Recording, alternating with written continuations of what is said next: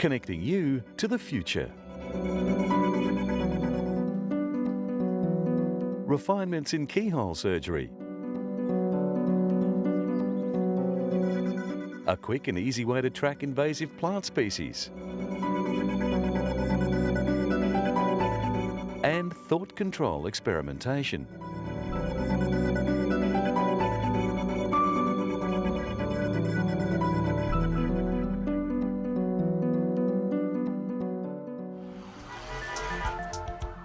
As lifespans continue to increase, there are more and more elderly people, and they are healthier, more alert, and considerably more active than previous generations have ever been. Older people have no intention of giving up their cars. For many people, it's difficult to talk about when it's time to stop driving. David Potter is 73 years old and has been driving since he was 16. Well, I don't have any impairments and I have perfect vision. As you'll notice, I'm not wearing glasses, so my reflexes are still very, very good, and I don't intend to be taken off the road by anyone. Birthdays do not kill. Health conditions do. My opinion is that we should look at health throughout the lifespan as a predictor of being able to drive. A study by the Swedish National Road and Transport Research Institute compared older and younger drivers. By gaining knowledge about the behavioral pattern of drivers in general, and in this case more specifically older drivers, if we understand that, we understand their needs, we can create solutions and design the car accordingly in order to assist them or help them in, for instance, if we have a complex scenario like an intersection, how to navigate through it, or by other means how to warn for dangers that are upcoming. The testing has revealed that older drivers can have difficulty in focusing attention, for example at crossroads. Elderly people looked more on lines on the road to position the car, and they didn't pay that much attention to other vehicles. On the other way, young people did look more on dynamic objects like other cars coming inside the intersection.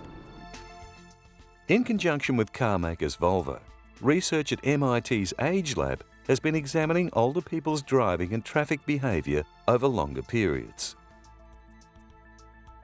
The aim has been to gather knowledge useful in developing new technology to help older drivers be aware of the traffic conditions. Slightly earlier awareness of traffic hazards will compensate for slightly slower reaction times. Here in the USA, the Insurance Institute for Highway Safety in Washington, D.C. has also investigated whether or not older people are more prone to have accidents than others. Our latest research on the older driver has been fairly surprising for us. A few years back, we were predicting that we were going to see continuing increases in the number of older people involved in serious crashes and being injured in those crashes. But in fact, what we've seen is that although more older people are driving, we're actually seeing a downturn in the older people being involved in serious and particularly fatal crashes. I think the auto industry is only beginning now to think about the aging population. They have defined older drivers as, can you get in the car, can you get out of the car, is it comfortable? In fact, what we should be looking at is what are those technologies that can compensate for reductions in vision, warning systems that can compensate for, frankly, there's more cars on the road, as well as how quickly we can respond. The car industry is more aware of tomorrow's motorists, and researchers are developing ideas to increase traffic safety for all who use the roads.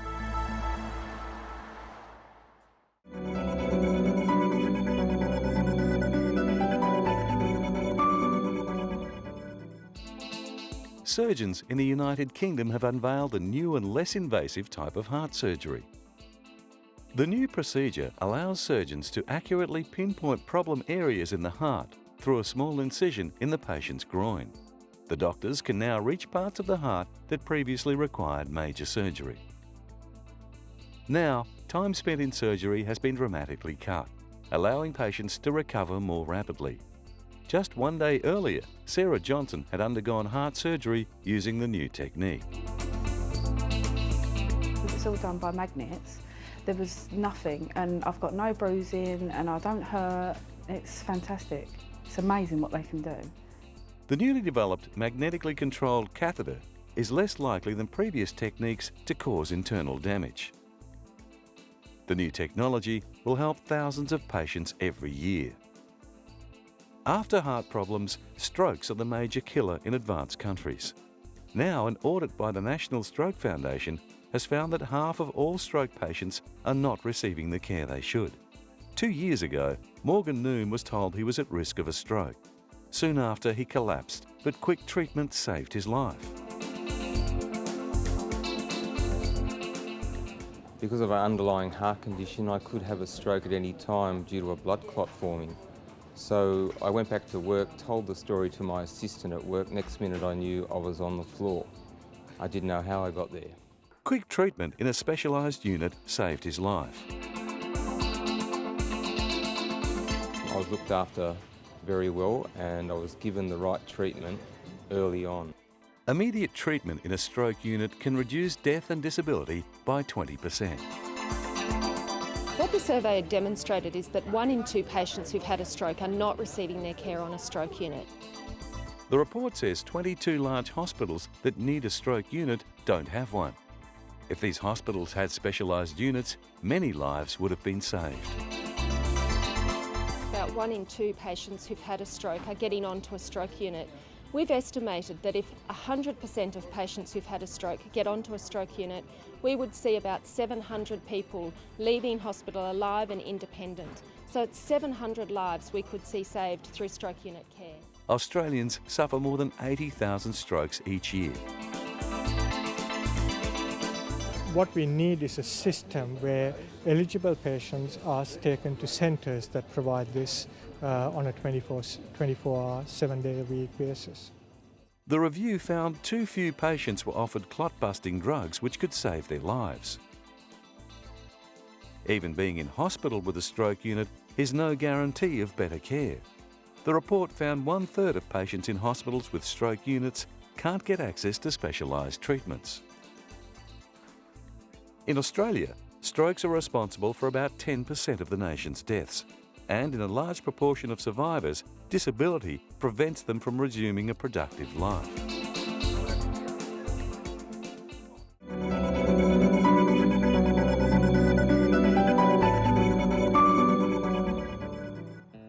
In the Santa Monica Mountains, just north of Los Angeles, National Park Service workers have taken part in a novel form of data gathering using the mobile phone. The park was troubled by invasive plant species.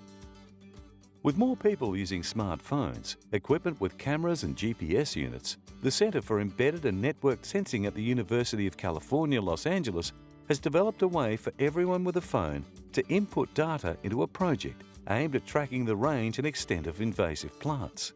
These plants lack natural competitors and often crowd out native species. We were given phones that we were able to take with us into the field when we were doing our normal jobs, and since I am a botanist, I'm often surveying vegetation up in the mountains anyway, and so every time I came across a weed like Spanish broom, especially a new occurrence we didn't know about, all I'd have to do is take a photograph of it and it would automatically be linked to a GPS point and we wouldn't have to do any data entry. It doesn't even really slow us down. So we're able to document the occurrence and spread of these plants while we're doing our normal jobs. With smartphones from CNS, the Park Service collected in a few weeks a quantity of data that had previously taken 2 years to gather. Invasive species like Spanish broom and harding grass have few, if any, evolved competitors to check their growth.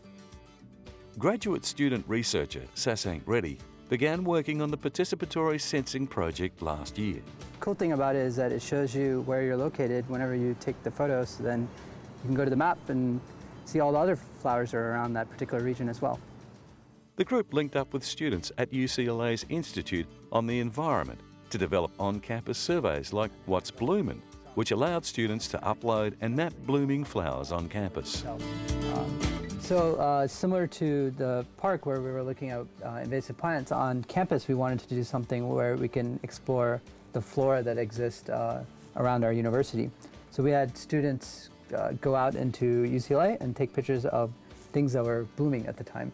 So we had an application that the students around campus could use, and you can capture the actual photo. Capture a photo of of flowers around campus. Students submitted about 4,000 photos in only 2 weeks. This campaign served as a way to test the group's technology before deploying it with the Park Service. But it also got many students enthusiastic about learning about the different types of flowers blooming on the UCLA campus. Eventually, researchers hope to make the database tool simple enough so that users can adapt it to their own unique projects. Deborah Estrin, Professor of Computer Science and Electrical Engineering at UCLA, says smartphones have emerged as the perfect way to bring down the cost of putting sensors in multiple locations for a variety of scientific projects. After working with a broad range of natural scientists to improve their data collection, the SENS group developed the idea of participatory sensing with cell phones to replace expensive embedded sensors. So one thing that we find clients and find people who are interested in, we develop a campaign for them, like for the National Park Service. But the real power of the technology is sort of like the web, that anybody can now go and set up their own website. And so this has that same potential, that anybody can go and create their own campaign. The side that is on the server, that's on the web, and what can get downloaded to the phone. This project is realising a new potential for everyday people to get involved in science. But another species under pressure is proving harder to understand. Around the world, the honeybee is in decline, and the British government has made funding available for a research project with a primary focus on bees. Bees are vital to most species of flowering plant.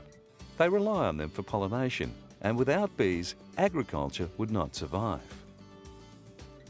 But during the last 2 years, bee populations across the world have declined by about 10 to 15%. The newly announced research project will look at the relationship between pests and diseases, agricultural practices, climate change, and pollinating insects. There are over 2,000 species of butterflies and moths. There are over 250 species of bees in Britain.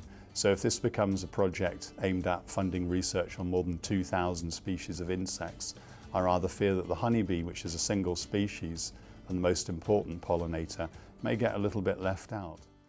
Bee populations had been in gradual decline since the 1970s, but by 2006, hives were collapsing. It's a really an uphill battle now to keep bees alive, whereas it used to be very easy. You used to medicate them once a year. You now got to keep on top of them very, very carefully and keep checking. It's a real disaster. Known as colony collapse disorder, it's thought to result from a combination of factors, but a lot of work remains to be done to understand what can prevent the bees' decline.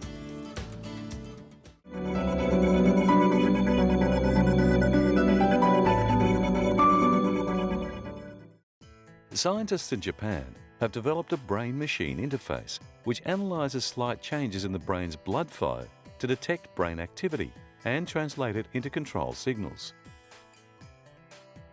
The subjects are fitted with a cap connected by optical fibres to a mapping device, which in turn is linked to a toy train set via a control computer. The technology is being pioneered at Hitashi's Advanced Research Laboratory in Hatoyama, just outside Tokyo. Monitors in the cap read blood flow activity in different parts of the brain. With practice, the subject can move the toy train through thought alone. Underlying Hitashi's brain-machine interface is a technology called optical topography, which sends a small amount of infrared light through the brain's surface to map out changes in blood flow. This type of research has previously been aimed at helping injured people overcome a physical disability, but now companies are aiming to develop the brain control for more commercial applications. The computer screen registers brain activity graphically, blue for low blood flow or little activity, and pink for the greater blood flow associated with higher levels of activity. One application that Hitashi's scientists are interested in pursuing using their technology is a brain TV remote controller, where users can turn a TV on and off and switch between channels just through thought. The large size of the device is one issue, though Hitachi has developed a prototype compact headband and mapping machine that together weigh just 1 kilogram. Hideaki Koizumi, a project leader at Hitachi's Advanced Research Laboratory, explains how they are able to detect brain activity responsible for moving the model train. If we memorize something shortly, in that case, working memory area will be activated. And by using the near-infrared light, we can detect the activation of such the brain area. And we can create the signal by using the blood flow. This experimental brain interface cap has 15 infrared light probes and associated sensors clustered at the front of the head to monitor blood flow in the frontal regions of the brain. The technology is already being used for simple communication. Since 2005, Hitachi has sold a device based on optical topography that lets paralysed patients communicate yes or no. Though the first uses for the interface will be to assist people operate electric wheelchairs, beds or artificial limbs, the computer games industry is watching developments closely. But others are working on a brain-machine interface that uses different technology. At the Riken BSI Toyota Collaboration Centre in Saitama, scientists are developing a system which directly reads the brain's electrical activity. Here they are controlling a wheelchair. The person in the wheelchair wears a cap fitted with an array of electrodes that can detect electrical brain signals. Brain-computer interface and brain-machine interface is the same, but in the United States, by brain-machine interface, they understand invasive way. So in this case, it's necessary to put electrodes inside of the brain. And such experiment is done mostly for animals, monkeys. Our system is completely safe and user-friendly and is non-invasive. So we use electroencephalography. Brain impulses picked up in the cap are relayed to a brain scan electroencephalograph. The laptop computer can analyse the brainwave activity and separate it into various control signals that can be used by the electric wheelchair. The system allows the person in the wheelchair to turn left or right and go forward almost instantly. So the main purpose is to develop such system which could be useful for people, elderly people or people with limited mobility or disabled people, handicapped people or partially paralyzed people. So they can use such wheelchair in the future without any assistant, and they can move, they can improve their mobility and independence. This form of sending specific commands via brainwaves has achieved an accuracy rate of 95%, which Toyota says is the highest level yet attained. Can you turn more right? Yes, more right. Toyota does not have any plans to develop the technology for commercial sale, as they still see the system as a work in progress. The research team has worked strictly toward the objective of developing a viable system for disabled people to effectively control a wheelchair. As a fail-safe precaution, coming to a stop still requires more than a thought. The person in the wheelchair must puff up a cheek, which is picked up in a detector worn on the face. The initial aim is for the technology to be of use at hospitals or care centres. One condition, known as amyotrophic lateral sclerosis, results in sufferers being completely paralysed even though brain function remains unaffected. An ALS patient can see and hear, but they cannot move or communicate. Further development of this technology could be of great benefit to people with this affliction. To make specific movements, the user has to focus attention toward predetermined areas. To gain more sophisticated control, researchers have to learn more about the brain's complex electrical activity.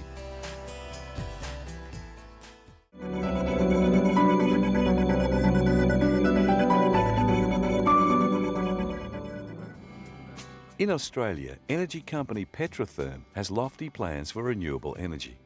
The company hopes to produce emission-free electricity on a scale and at a price that will challenge coal-fired power generation. The company's latest rig is drilling for nothing more than heat itself. 4 kilometres underground, they expect to find rock at a temperature of 200 degrees Celsius that will form the heart of a new clean industry. Probably within the next 30 years, able to compete belly to belly with coal production. An opening ceremony marked the start of the drilling on the first of 2 holes. The plan is to pump cold water into the hot layer, where it will be superheated and able to power generating turbines when it returns to the surface. Engineers aim to have the 30 megawatt power station connected to the national grid by 2015. By 2018, Petrotherm hopes to deliver power to about 300,000 homes, just 2 years before the federal government's target date of 20% renewable energy production. Geothermal energy is constantly being generated deep within the earth by natural radioactive decay. Companies aiming to tap into this heat source look for large areas of hot granite reasonably close to the surface. Drilling rigs need to penetrate to depths of around 4,000 metres, and 2 wells, an injection well and a production well, are required to circulate water through and recover it from the granite beds. It is envisioned that several pairs of adjacent wells would feed one generating complex, with water circulation transferred between wells to prevent the hot rock losing too much of its heat. The sort of companies that are here from Hong Kong and around the world would not be putting money in this if they didn't think they were going to get a return on their dollar.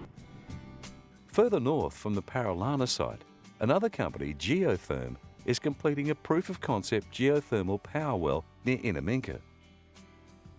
This steaming geyser will shortly be capped, and a small 1 megawatt generation unit will supply free power to Inaminka, which currently relies on diesel generators, and to the next phase of the drilling operation, which calls for a series of 90 wells, producing enough power to service a population of 500,000. The extent of the hot rock at this site is huge, but it is more remote from centres of population, and the electricity transmission infrastructure will need to stretch much further to carry power to Australia's coastal cities. The geothermal sector in Australia is expanding rapidly due to concerns about the impact the burning of fossil fuels is having on the Earth's climate. Although the first geothermal generator was successfully demonstrated in Italy more than 100 years ago, the world has been slow to develop the resource, with only 1% of the planet's power coming from geothermal energy. Australia's plentiful hot rock deposits make it the perfect place for the development of renewable zero-emission energy. The world is now focusing on clean power, and different countries are turning to technologies suited to their local conditions.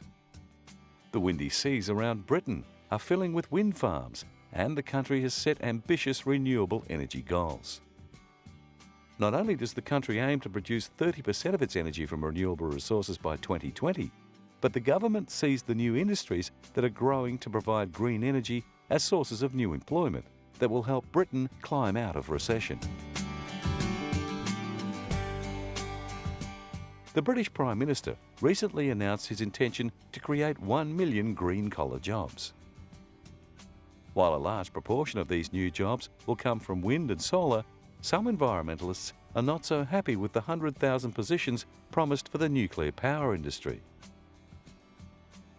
Though nuclear power produces no unwanted CO2, some feel that the radioactive waste is still too big a problem. Low-energy housing designs and retrofitting of insulation are also new areas of green employment.